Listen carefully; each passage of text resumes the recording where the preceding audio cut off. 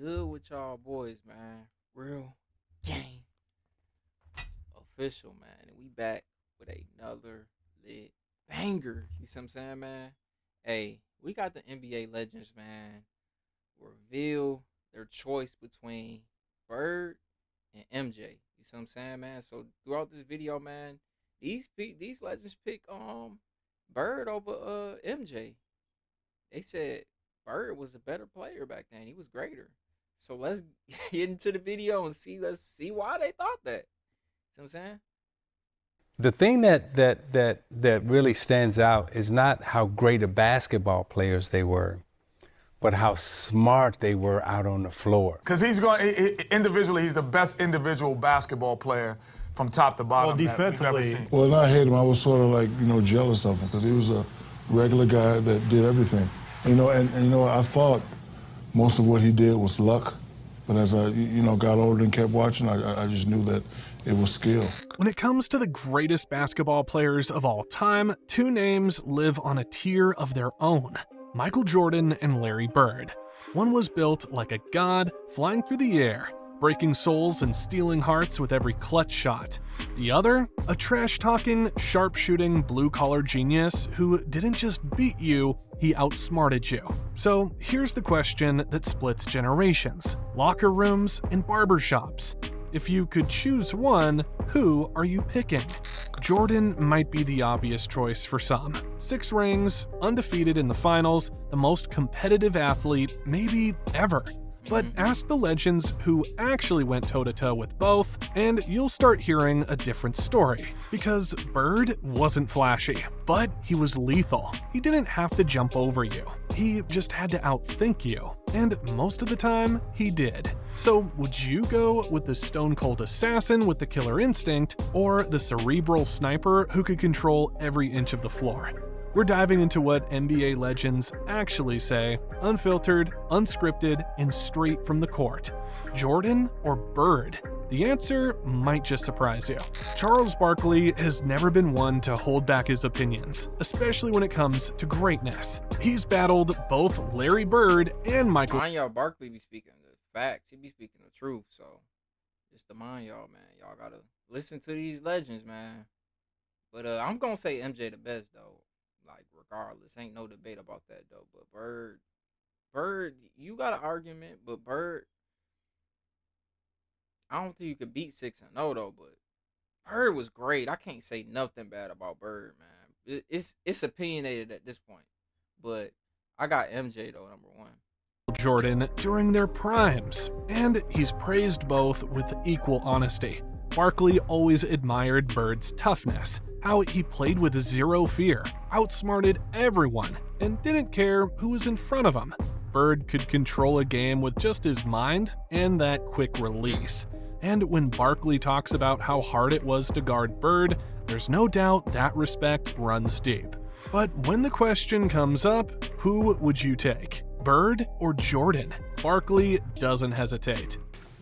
To me, it's Michael, for 2 reasons. Number one, he won more championships, so I give him that. But look at who they played with. Bird played with the greatest front line ever, 2 other Hall of Famers, played with Dennis Johnson, another Hall of Famer. Michael had Scotty the first time, they still won 3. Next time, they had another Hall of Famer in Dennis Rodman, but when he had 1 Hall of Famer, he won 3. And then when he got Dennis Rodman, they won another 3. And I think people forget, he retired at his prime the first time. They probably would have won 2 more championships. His numbers are so much better than those other guys. Those other guys are great, don't get me wrong. But Michael, it just was an honor and pleasure to play against him. Once he lays it out, though, the answer becomes clear. For Barkley, it comes down to dominance. Jordan didn't just win. He owned the game. The championships, the MVPs, the 2 three-peats, the global impact. MJ was in a league of his own. Barkley talks about how players around the league reacted to Jordan differently. There was a fear, a sense of helplessness, even among stars. Bird made you compete. Jordan made you hope you survived. and that's why Charles puts MJ at the top. Shaquille O'Neal is no stranger to greatness. He's played with and against the best to ever step on the court, and he's always given credit where it's due. Jordan gets plenty of that. Shaq respected MJ's killer instinct, his ability to take over games, and the fear he put into opponents. But when Shaq starts talking about Larry Bird, there's a difference out, rebound in traffic, and talk trash with the best of them. And then back it up. Shaq loves skill, and Bird had it in ways most players couldn't even dream of. I actually used to hate Larry Bird. I hated him. Because, well, why? I mean, because, well, not hate him, I was sort of like, jealous of him, because he was a regular guy that did everything. He shouted in your face, he had to fade away. One time, I was watching a game, they was playing somebody, and I was betting this guy, and he was falling out of bounds, and he shot that thing over the backboard and it went in. I was like, I thought most of what he did was luck, but as I, got older and kept watching, I just knew that it was skill. And, for him to even have his name mentioned in this category with Magic and Michael Jordan just shows how great of a player he was. In the end, Shaq picked Larry Bird, not because he didn't respect Jordan, but because Bird had that raw, fundamental talent that made him impossible to guard. He didn't need to out-jump you, he just needed half a second. For Shaq, Bird's mix of IQ, confidence, and skill made him the ultimate weapon. Despite not looking the part, Bird did everything for not just the team, but the game of basketball, making him deserving to be hailed a great of this game for generations to come. Steve Kerr had a front row seat to greatness. As a teammate of Michael Jordan during the Bulls' second three-peat, Kerr witnessed what it truly meant to compete at the highest level every single day. While he's always spoken highly of Larry Bird's incredible basketball mind and toughness, the experience of sharing the court and locker room with Jordan gave him a different perspective. What separated Jordan in Kerr's eyes wasn't just talent, it was the relentless edge. Jordan treated practice like Game 7. He'd challenge teammates, get under their skin, and hold them accountable in ways that weren't always comfortable. But it wasn't about ego. It was about winning at all costs. All of that is a part of being great, though, bro. It ain't just you scoring. It ain't just about you locking stuff down. It's about being a leader, too, bro. Like, just all around that make you a great player. I hope y'all know that when we talk about the GOAT debate. Everything, bro. Everything, bro. Just how you is as a teammate. How you is as a leader. Just to win, bro. It takes all of that. It takes everything to win, bro. It takes everything. The mentality, holding people accountable. All of that. It ain't just scoring and locking people down. It ain't just about the stats. The stats matter. Don't get me wrong. To a certain extent. But stats don't tell the full story. That's what I'm trying to say, bro. Like, excuse me. Burp. Everything matters, bro. When you're looking at these players and you saying if they great or not, or if they're gonna go in the Hall of Fame or not, everything matters. Some people is gonna be gifted in the Hall of Fame just because of the media, and I'm not throwing no shots, but some people earned to be in the Hall of Fame, bro, and they gonna look at all of that. For the players who ain't just given the Hall of Fame, they not just gonna get in. They looking at everything. Every time Jordan stepped on the floor, he wasn't just trying to win, he was trying to dominate you mentally and physically. I think just the will to win and the way that manifested itself in practice. I mean, every day was a battle. It really was. Whether it was a scrimmage, shooting drill, didn't matter. He wanted to win so badly, and that established the entire culture for the team. I mean, here's the greatest, most talented player on earth who's working harder than anybody. So if that doesn't kind of establish who you are, as an identity, as a team, I don't know what does. When Kerr compares Bird and Jordan, he doesn't dismiss Bird's greatness. Far from it. He knows Bird could kill you with his mind and skill alone.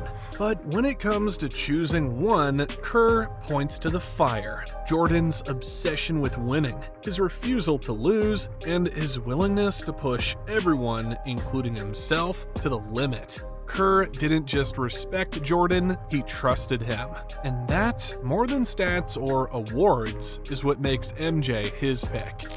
Isaiah Thomas played against the toughest competitors of his era, but when the conversation turns to pure, unstoppable skill, he always brings up one name: Larry Bird. For Isaiah, what separated Bird from everyone else wasn't just the trash talk, the toughness, or the IQ. It was his shooting. Bird didn't just have a good jumper. He had a jumper that could break your spirit. Mid-range, three-point line, fadeaway, off balance, it didn't. I mean, his shot was just so perfect. I mean, he was a killer. I mean, just a straight killer. And, again, you've heard me mention and talk about the Celtics a lot. They taught us a lot of great lessons.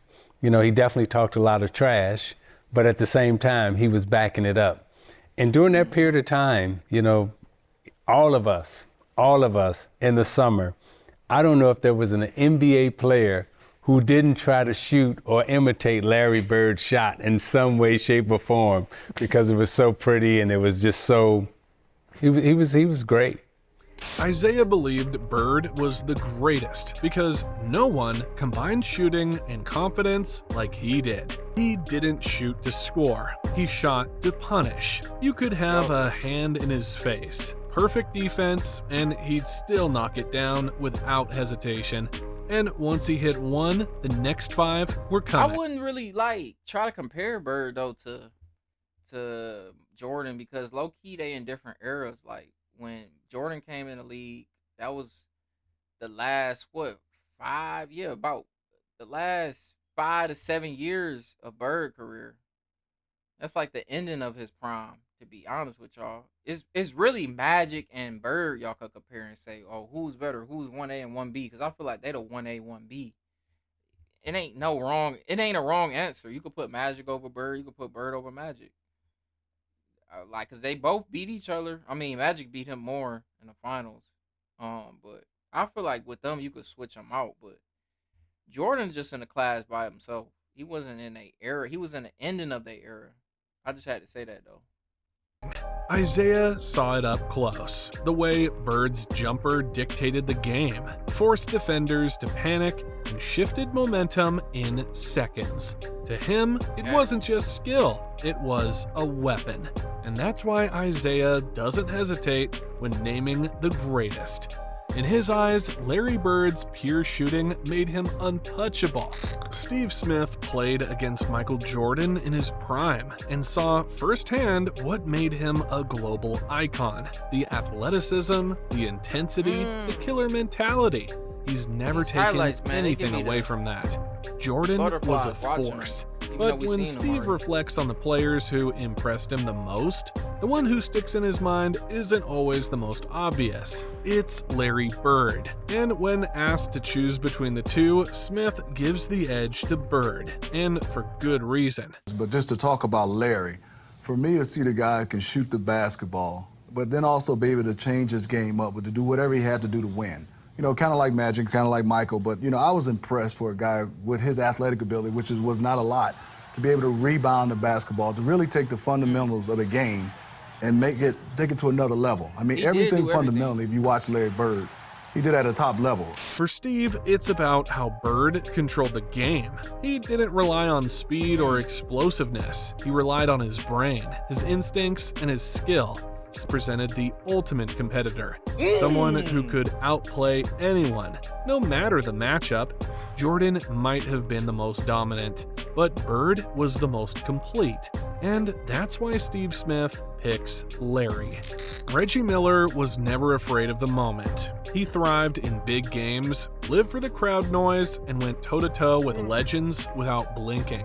He battled Larry Bird early in his career and always gave him his flowers, calling him one of the smartest, most ruthless players he ever faced. Reggie loved Bird's edge, his confidence, and the way he played the game with his mind as much as his shot. But even with all that respect, when it came down to picking one legend, Reggie made his choice clear. To me, if I'm starting a team, it's Michael Jordan. Just for the simple side, and Smitty can attest to this, we had to guard him, 35 to 40 minutes a game. And he was the Shaq of shooting guards because there's no way you were going to move him off the post. He was cat quick, and on top of that, he was going to embarrass you in front of your family and friends. Yep. So having said all that, if I'm starting a franchise, not only do I want to put people in the seats, because Michael will do that, but his skill level was so far ahead of everyone else, I'm going with MJ. Reggie faced Jordan at his peak, and he felt the difference. Bird could break you down, but Jordan could bury you. There was a different energy when MJ was in the building. Reggie said it felt like everything had to be perfect just to keep up. Jordan's footwork, strength, intensity, he didn't just play the game, he controlled it. Even Reggie, one of the most confident shooters ever, admitted MJ was just operating at a different level. For Reggie, Bird was all-time great, but Jordan was something else entirely, and that's why he's the pick. Kenny Smith didn't just analyze greatness, he experienced it firsthand. As a point guard in the 80s and 90s, he went head-to-head with both Larry Bird and Michael Jordan. He saw Bird's brilliance up close, the way he moved without the ball, manipulated defenders, and broke teams down with nothing but timing and touch. Kenny respected that. Bird could dominate a game without even saying a word, and if you weren't focused every second, he'd make you pay. But when Kenny talks about facing Jordan, there's a shift in his tone, and his decision becomes clear. You'd have to go with Michael. One, because he's gonna have people want to watch him as well. To me, that's why it's a hard choice, because Michael was a player that everyone wanted to watch, even players. And I think, but Magic and Bird may be the guys that people want to play with more. I said Michael, though. I'll take Michael. Because individually, he's the best individual basketball player. What made Jordan different, according to Kenny, wasn't just skill, it was presence. He said players weren't just trying to beat Jordan, they were surviving the experience. The energy changed when he entered the arena. Even elite defenders and seasoned pros couldn't hide the way they looked at him, with awe, respect, and sometimes fear. Kenny saw it firsthand. Guys who never got nervous, suddenly overthinking everything. Jordan didn't just play basketball, he owned the moment. And that, more than anything, is why Kenny makes his choice clear. Bird was brilliant, but Jordan, he made legends feel like fans. Michael Cooper was the Lakers' defensive ace in the 1980s, a lockdown specialist trusted to guard the best scorers in the league. He faced both Michael Jordan and Larry Bird, and he gave each of them problems. But when Cooper talks about the toughest assignment of his career, he doesn't hesitate. It was Larry Bird. No one gave him more trouble.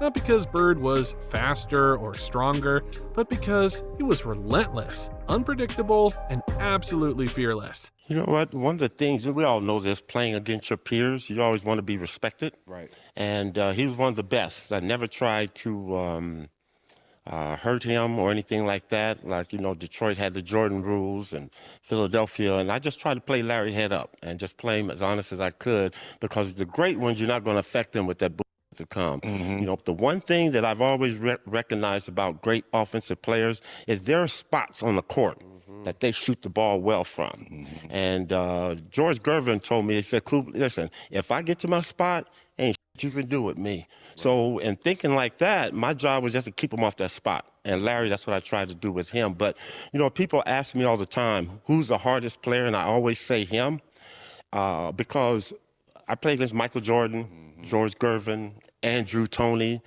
And those guys, when they pass the ball, they have a tendency to take a break for a second. Larry never going to take a break. Cooper always respected Jordan's athletic gifts and killer mindset, but Bird forced him to think every second. He'd fake left, spin right, use the glass, or pull up out of nowhere, never doing the same thing twice.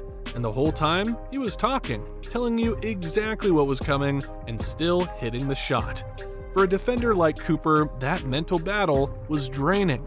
Bird didn't just score, he dissected you. And that's why, when asked who he'd take, Cooper goes with Bird, because to him, being the hardest to guard means something.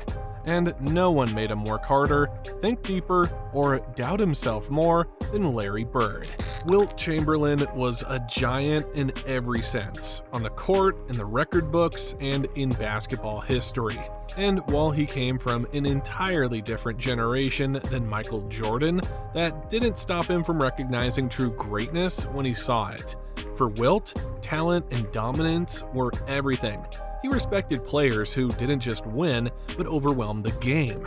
And that's why, in his later years, he often pointed to one man as the greatest he had ever seen: Michael Jordan. And is a gifted athlete who is using those gifts in basketball incredibly so.